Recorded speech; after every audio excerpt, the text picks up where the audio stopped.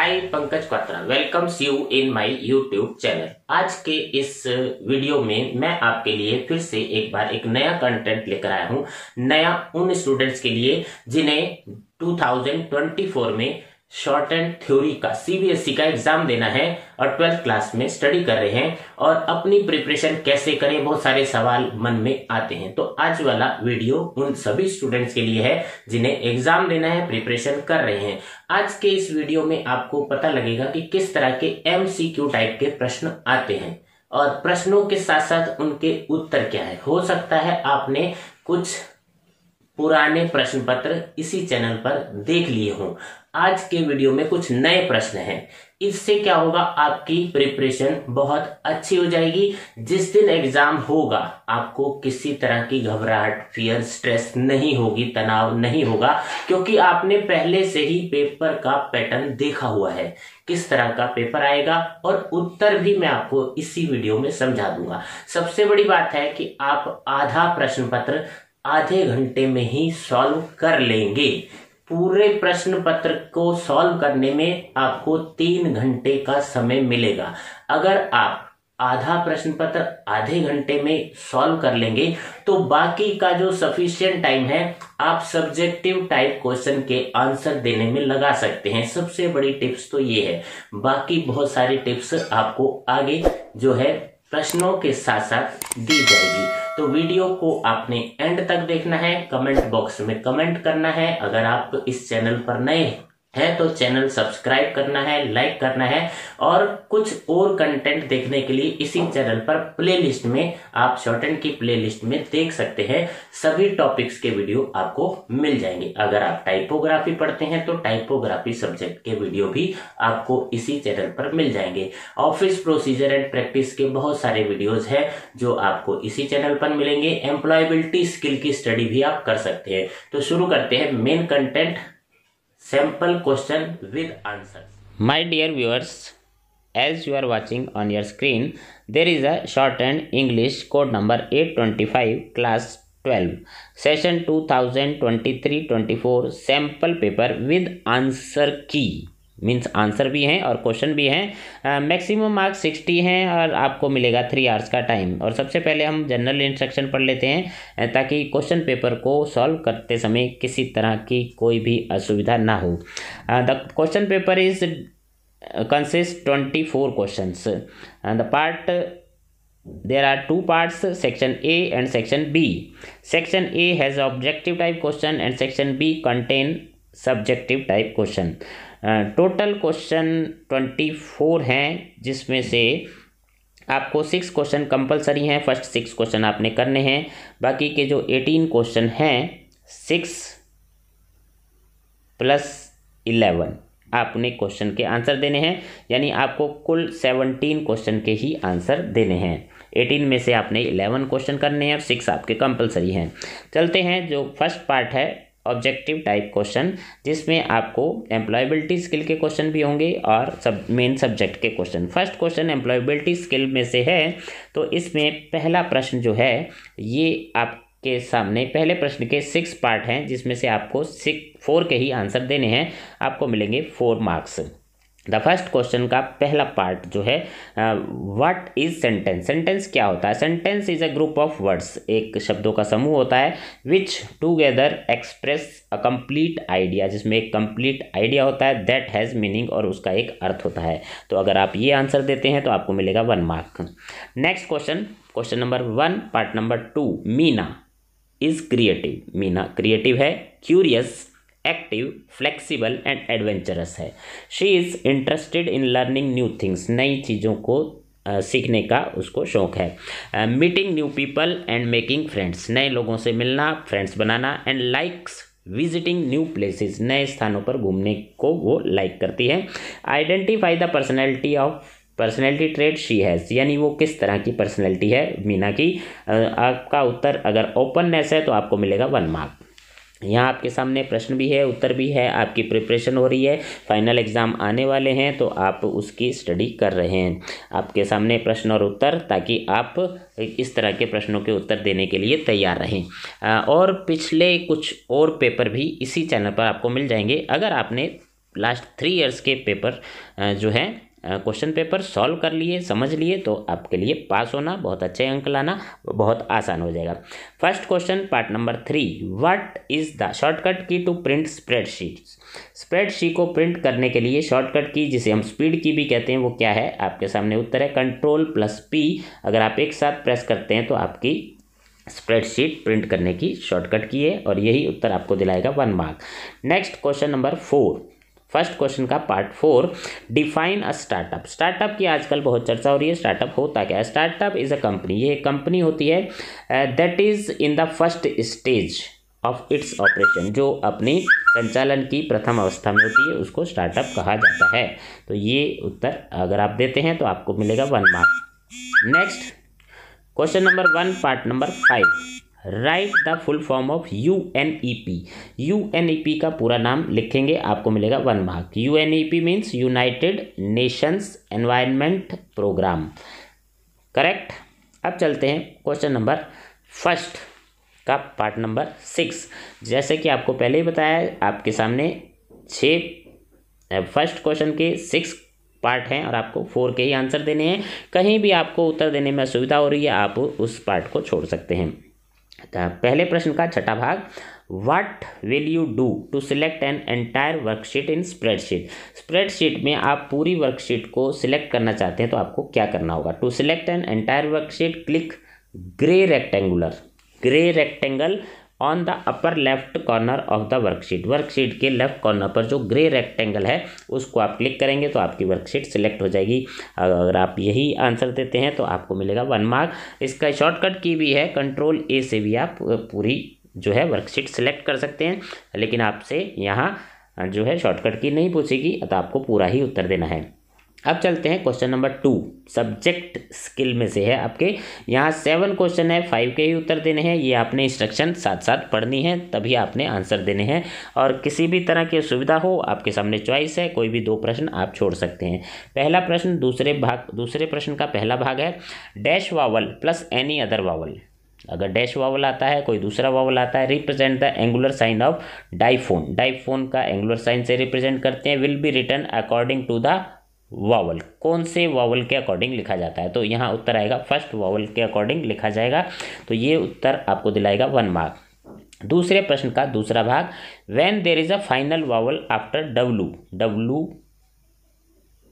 के बाद में वावल आ जाता है, तो कौन सा आप W यूज़ करेंगे? आपके सामने चॉइस है, सेमी सर्कल वाला W या W कॉन्सोनेंट वाला। तो उत्तर B सही है, ये उत्तर आपको दिलाएगा 1 मार्क। दूसरे प्रश्न का तीसरा भाग, after SK consonant L is written in which direction. आपने डायरेक्शन बनानी है कि SK के बाद L कौन सी डायरेक्शन से लिखा जाता है। डाउनवर्ड लिखते हैं तो आपको उत्तर के अंक मिलेंगे 1। अगला प्रश्न दूसरे प्रश्न का चौथा भाग, और जैसा कि आपको पहले बता दिया है, 7 क्वेश्चन है, 5 के आंसर देने हैं। आपके सामने चॉइस है और नेगेटिव मार्किंग नहीं है। यदि आप किसी उत्तर से संतुष्ट नहीं हैं तो आपके सामने नेगेटिव मार्किंग नहीं होगी। चौथा भाग, बिफोर कॉन्सोनेंट V से पहले ish is written in which direction. Ish कौन सी डायरेक्शन से लिखा जाता है? अगर आप उत्तर देते हैं अपवर्ड तो आपको मिलेगा 1 मार्क। नेक्स्ट दूसरे प्रश्न का 5वां भाग, इसमें आपसे पूछा गया है, 2 vowel sounds coming simultaneously. 2 vowel की साउंड एक साथ आती है बट बीइंग प्रोनाउंस सेपरेटली, लेकिन वो अलग अलग बोले जाते हैं, तो उनको क्या बोलते हैं? Answer is diphones. Diphone is the right answer.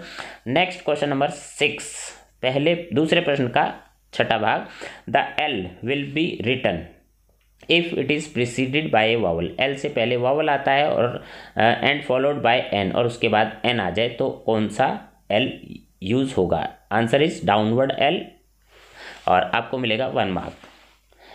Question number 2 का आखिरी 7 पार्ट, कॉन्सोनेंट इश will be written in direction when it occurs between B and P। B and P के बीच में कॉन्सोनेंट इश आ जाए तो आपकी डायरेक्शन क्या होगी? अपवर्ड डायरेक्शन लिखेंगे तो आपको मिलेगा 1 मार्क।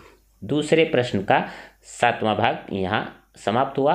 अब चलते हैं तीसरे प्रश्न की ओर। आपने सारे प्रश्न नोट करने हैं, उनके उत्तर नोट करने हैं, वीडियो को ध्यान से देखना है, एंड तक देखना है और आपको अच्छे मार्क्स आने के बहुत अच्छे चांस हैं। अगर आप ये वीडियो देख रहे हैं तो इट मीन्स आप पढ़ने वाले स्टूडेंट हैं, आप स्टडी करना चाहते हैं और अच्छे अंक लाना चाहते हैं।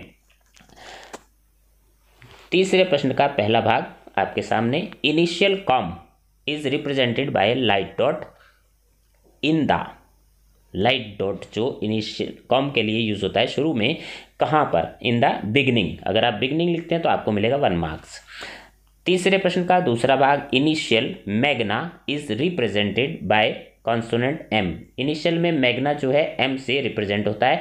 आपके सामने 2 चॉइस हैं, ये ज्वाइन होता है या डिसज्वाइन। तो अगर आप डिसज्वाइन लिखते हैं तो आपको मिलेगा 1 मार्क।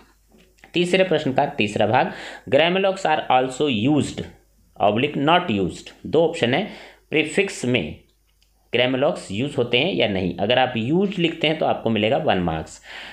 तीसरे प्रश्न का चौथा भाग, शुरू में ब्लैंक है, will be indicated by final dash. Final dash किस चीज़ को इंडिकेट करता है? इंग्स की साउंड को रिप्रेजेंट करता है।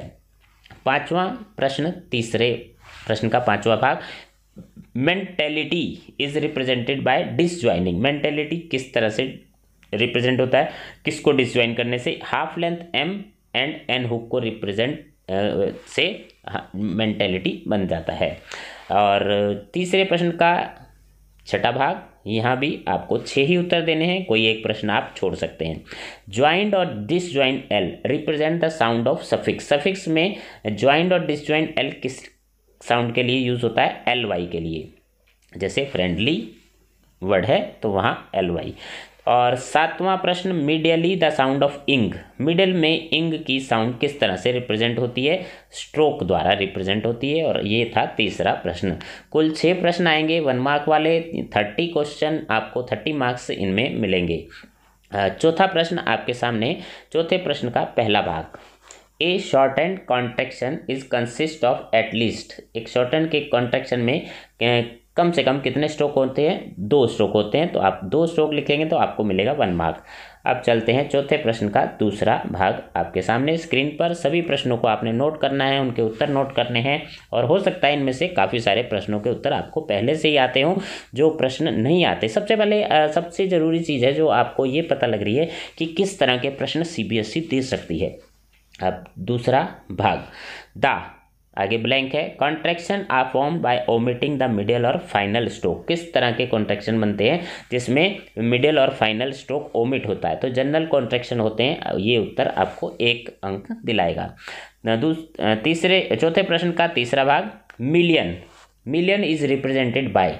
मिलियन किस कॉन्सोनेंट से रिप्रेजेंट होता है? Very simple, answer is M. M अगर आप उत्तर देते हैं तो आपको मिलेगा 1 मार्क। क्वेश्चन नंबर 4 का 4th part, B consonant is use to represent figures in shorthand. B consonant से कौन सी फिगर बनती है शॉर्ट हैंड में? बिलियन। बिलियन अगर आप लिखते हैं तो आपको मिलेगा 1 मार्क्स, 1 मार्क। और 4th क्वेश्चन का 5th part, how is the monetary unit of pounds. Pounds कैसे लिखते हैं मॉनेटरी यूनिट में? अगर आप शॉर्ट हैंड में पाउंड्स लिखना है तो half length P and NS का सर्कल। अगर ये उत्तर देते हैं तो आपको मिलेगा 1 मार्क। 6th पार्ट, यहाँ भी आपको एक प्रश्न का उत्तर देने की चॉइस थी कि आप एक प्रश्न कोई भी छोड़ सकते हैं। All together is the example of. All together किस चीज़ का एग्जाम्पल है? Employing for making the contraction, यानी लोगोग्राम बनाने, लोगोग्राम से ये कॉन्ट्रैक्शन बनाया गया है। तो अगर आप ये उत्तर लिखते हैं तो आपको मिलेगा 1 मार्क। नेक्स्ट क्वेश्चन नंबर 5, यहाँ पर भी आपको CBSE द्वारा बहुत अच्छी चॉइस दी गई है, घबराने की कोई ज़रूरत नहीं है। प्रश्न पत्र बहुत ही इजी है और 5वें प्रश्न में 6 प्रश्न हैं, 5 के उत्तर देने हैं, 1 प्रश्न की चॉइस है।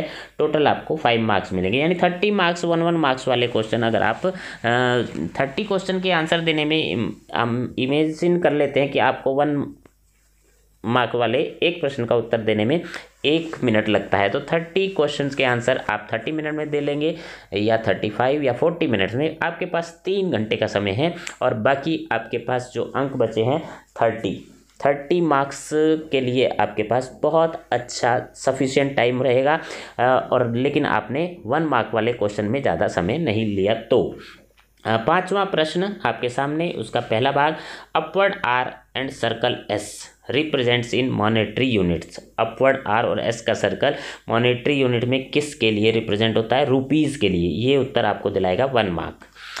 आंसर क्वेश्चन नंबर 5 का दूसरा part, ST loop is use to represent. ST loop किस लिए यूज होता है रिप्रेजेंट करने के? एडवांस फ्रेज ग्राफी में ये किस लिए यूज होता है? फर्स्ट और नेक्स्ट के लिए यूज होता है। ये उत्तर आपको दिलाएगा 1 मार्क। 5वें प्रश्न का तीसरा भाग, for the addition of other, for the addition of other principle is use in advance phraseography. Advance phraseography में कौन सा नियम लगता है, कौन सा प्रिंसिपल यूज होता है? डबलिंग प्रिंसिपल, डबलिंग का नियम लगता है। और 5वें प्रश्न का आपके सामने चौथा भाग, N hook is use to represent. N hook किस चीज़ को रिप्रेजेंट करता है? एडवांस फ्रेजोग्राफी में यहाँ पर 2 ब्लैंक है, यानी 2 चीज़ों के लिए यूज होता है एन हुक। आप कोई भी उत्तर दे सकते हैं, ऑन लिख सकते हैं, देन लिख सकते हैं, ऑन लिख सकते हैं, बीन। तो एन हुक जो है एडवांस फ्रेजोग्राफी में बीन के लिए, ऑन के लिए, देन के लिए या ऑन के लिए यूज होता है। आप कोई भी 2 उत्तर देंगे, आपका उत्तर सही होगा। अब 5वें प्रश्न का 5वां भाग, circle S and shun hook is used to represent. Advance phraseography में एस का सर्कल और शन हुक किस लिए यूज होते हैं? तो आंसर इज एसोसिएशन। अगर आप एसोसिएशन लिखते हैं तो आपका उत्तर सही होगा। अब 5वें प्रश्न का छठा भाग, यहाँ भी आपके सामने एक प्रश्न का उत्तर नहीं देते तो आपको पूरे अंक मिलेंगे। छठा भाग, इसमें पूछा गया था, method of writing 1 stroke through another. एक स्ट्रोक को दूसरे स्ट्रोक से काटने को कौन सा मेथड कहा जाता है, कौन सा प्रिंसिपल कहा जाता है? इंटरसेक्शन बोला जाता है इसको। शॉर्ट हैंड की लैंग्वेज में इंटरसेक्ट करना कहा जाता है। और ये रहे 5वां प्रश्न। अब आपके सामने छठा प्रश्न।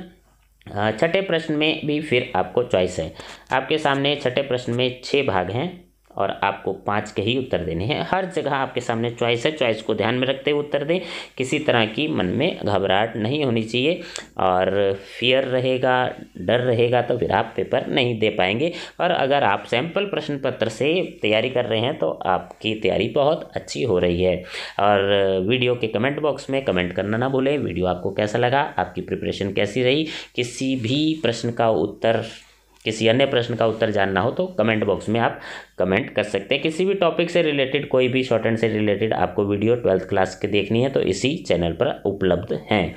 छठे प्रश्न का पहला भाग, the word professor is represented bye intersection. Intersection में जो प्रोफेसर वर्ड लिखा जाता है वो किस से रिप्रेजेंट होता है? The answer is consonant P and R hook. ये आंसर आपको दिलाएगा 1 मार्क। छठे प्रश्न का दूसरा भाग, the stroke J is employed to represent. Intersection में जे किस लिए यूज होता है? जर्नल, या जर्नल की स्पेलिंग ध्यान रखना आपने। Journal, school journal, medical journal, journal यानी पीरियोडिकल बुक जो जिसे कहते हैं वो जर्नल होता है। 6 क्वेश्चन का तीसरा भाग, limited is represented bye. Intersection में लिमिटेड कैसे रिप्रेजेंट किया जाता है? एल कॉन्सोनेंट से रिप्रेजेंट किया जाता है, इंटरसेक्ट करके लिमिटेड। छठे प्रश्न का चौथा भाग, the stroke M is employed to represent. Intersection में एम किस लिए यूज होता है? एम जो है मार्क के लिए होता है, मेजर के लिए होता है, मैनेजर के लिए होता है, मॉर्निंग के लिए। बहुत सारे आंसर हैं, आप किसी भी 1 या 2 आंसर को दे देंगे, आपको मिलेगा 1 मार्क। छठे प्रश्न का 5वां भाग, आपको 5 के ही उत्तर देने हैं। आपके सामने प्रश्न 6 हैं, 6 पार्ट हैं 6 क्वेश्चन का। कोई भी एक उत्तर आप छोड़ सकते हैं। Half length consonant, half length वाला consonant is use for forming advance phrases. Word and would, word and would के लिए एडवांस फ्रेज बनाने के लिए हाफ लेंथ कौन सा कॉन्सोनेंट यूज होता है? वे, यानी डब्लू कॉन्सोनेंट जो जिसे कहते हैं वे यूज होता है। अगर आप उत्तर ये लिखते हैं तो आपको मिलेगा 1 मार्क। अब आखिरी प्रश्न, 1 मार्क वाले प्रश्न यहाँ से समाप्त होते हैं। 30 मार्क का प्रश्न पत्र बहुत ही इजी है और उम्मीद है कि आप 30 मिनट्स या उससे कम या कुछ थोड़ा ज़्यादा 30 मिनट्स में आप ये 30 मार्क्स ला सकते हैं। तो पेपर बहुत आसान है, 30 मार्क्स 30 मिनट में आ जाए, यानी आधा पेपर आपका तो सॉल्व हो गया और बाकी आपके पास बहुत सफिशिएंट टाइम बचा है। आप जो लेंथी वाले यानी सब्जेक्टिव टाइप वाले क्वेश्चन आप बहुत आसानी से उत्तर दे सकते हैं। छठा प्रश्न, शुरू में ब्लैंक है। Contractions consist of particular words treated in a special और एक्सेप्शनल मैनर। कौन से कॉन्ट्रैक्शन होते हैं जिनके साथ स्पेशल ट्रीटमेंट किया जाता है? वो स्पेशल कॉन्ट्रैक्शन होते हैं स्पेशल ट्रीटमेंट के लिए। ये उत्तर आपको दिलाएगा 1 मार्क्स। तो इस तरह से आपके 30 मार्क्स पूरे हुए। आपने कितने प्रश्नों के उत्तर आपको आते थे और कितने आपको अभी सीखने बाकी थे? इस वीडियो से आपको ये सब आइडिया लग गया। आपकी प्रिपरेशन बहुत अच्छी हो रही है, चल रही है, आप वीडियो देख रहे हैं। आपके आने वाले एग्ज़ाम की बहुत बहुत शुभकामनाएं।